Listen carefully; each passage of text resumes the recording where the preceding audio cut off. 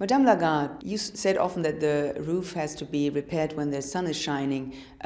What does it mean for the European Union, and what are you proposing now for the Eurozone especially? Well, first of all, the sun is definitely shining on the euro area. Our forecast is 2.2% growth in 2018, which is really good, and it's a continued momentum that is building up. So the sun is shining, number one. Number two, what kind of roof fixing is needed? We believe three would be helpful. One is completing the capital market union so that companies, SMEs, enterprises can be funded more easily, more deeply, and investors have a larger portfolio in which to invest. That would be good for growth. Number two, complete the banking union so that there is more security, more stability in the financial system. Number three, set up the beginning of a central fiscal capacity in order to prepare for the rainy days, which one day will come. Those are the three key reforms that we would recommend in the economic sphere. We're talking about very important reforms, but again, economic reforms, financial reforms, and that have been made in these years of crisis. But don't you think that the European Union and the euro area is still very weak on the political side? What do you think, for example, of how realistic is a proposal of a common finance minister, and what should he or she do? We are not supporting a common finance minister, nor are we against it. We just don't see that as necessarily the top priority. Our three top priorities are the capital market union, banking union, central fiscal capacity, because those are institutions or mechanisms that will actually help with growth, with financial stability, and that's the most controversial one, and it would be helpful to fight the next crisis. And there will be a next crisis. So while there is political discussions and debates and coalition discussions here and there, policymakers of all parties have to bear in mind that the next economic crisis will come about, and that they would be better off prepared rather than still in the process of discussing the next move and the next coalition.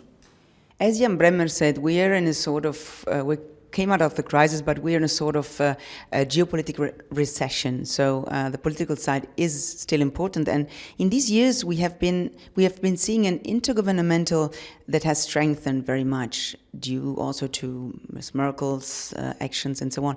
And the European institutions have been very often used as scapegoats, like the Commission, from the politicians and the Populist Party. Don't you think that this dynamic is very dangerous? And given the rise of populism, of nationalism, and even autocratic shifts of some governments in Europe? You know, when you look at the polls at the moment, you see that Europeans actually believe in their Eurozone. They believe in their currency. They see that as an area of relative stability, as opposed to other places in the world where you are pulled pulled here and there in different directions, but with little by way of stability and predictability.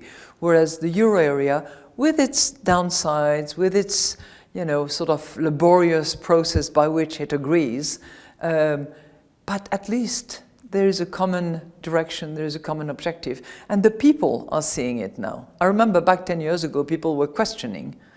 I think that there are more people that actually believe that the currency is good, that being able to move in that area is good, and that the euro area is actually the future. In Italy, traditionally a pro-European country, the Eurosceptic parties have taken control of more than 50% of the parliament. How worried are you about this? I very much hope that members of parliament in Italy, as in other countries, will understand the necessity of strengthening the economic base from which they can politically argue. But given where we are, and given the political arena around the world, it's critically important that the euro area be stable, be strengthened, and be able to continue to prosper by creating jobs, by encouraging the setting up of enterprises, by moving on. And it is through the exchange of goods, services and people within the zone. It's through that European currency that we have managed to go through difficult times, and that we will be strong in difficult times again if we deliver on those priorities that I have identified. How worried are you about the fact that the populistic parties in Italy could actually cancel the Fornero reform of the pension reform and could realize a very costly programs like a basic income? You know, first of all, political views change over time. And political views change when people are in position to govern and to decide for their country. And they appreciate the risk of instability.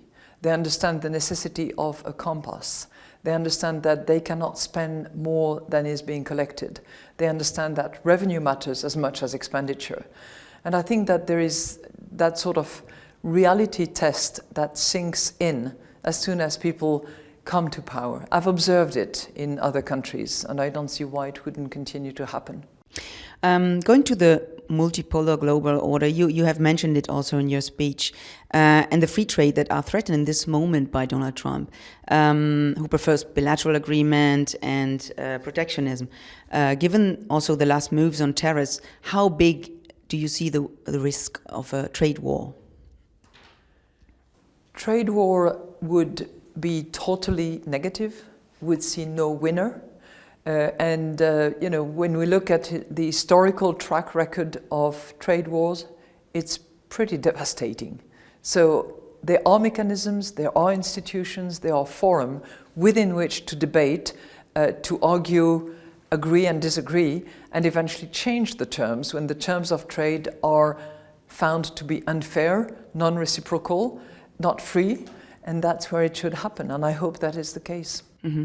On the other side, there has been on the globalization, I think for too long, a sort of even phony narrative, don't you think? Even by the IMF saying that the globalization, only the positive aspects and not considering the risks, for example, for the first world. I remember you saying maybe 1 year ago, Davos, it was a blessing for the third world and for many countries that came out of poverty, but maybe we had the problem with the advanced countries. I think we have to, first of all, remember what the positives are. So it's taken hundreds of millions out of poverty in many countries. It has also reduced the cost of living for many low-income countries. When you look today at what it would be if there had not been international trade, for a relatively low-income family, it has reduced the cost by 2/3. You know, when you buy a refrigerator, a television, a table, the fact that international trade has reduced the cost of those items, for instance, has been very beneficial for the low-income families, even in advanced economies.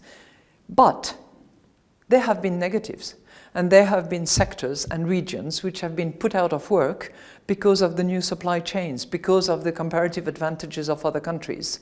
And the jobs that have been, as a result, created in those regions and sectors did not necessarily go to those people who lost their job because they didn't have the training, they didn't have the facility to actually access those jobs.